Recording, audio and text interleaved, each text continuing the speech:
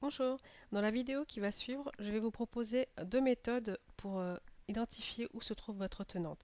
Donc, la première des méthodes consiste à se connecter au portail Office 365, aller avec un compte Global Admin, aller au niveau de Settings, puis Organization Profile. Ensuite, vous sélectionnez votre tenante. Donc là, en l'occurrence, mon tenante s'appelle Arguessal.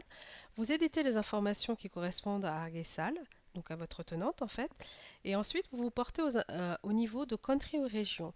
À ce niveau-là, vous voyez que moi, j'ai sélectionné la région France. Et c'est ce qui a déterminé où allaient se trouver mes données. Donc mes données seront hébergées dans la zone EMEA. Pour avoir plus d'informations sur l'hébergement des données, je vous invite à prendre connaissance de ces deux articles-là. Donc le premier, Addressing Office 365 Customer Concern About Data, Geo Redundancy and Location. Et le deuxième, tout aussi important, Where is my data?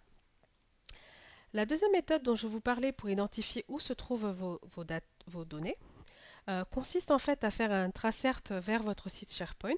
Donc, donc je fais un tracert argesal.sharepoint.com, Argesal étant mon tenante.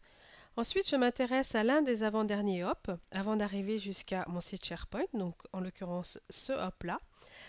Et je m'intéresse plus précisément à ce trigramme, AM3.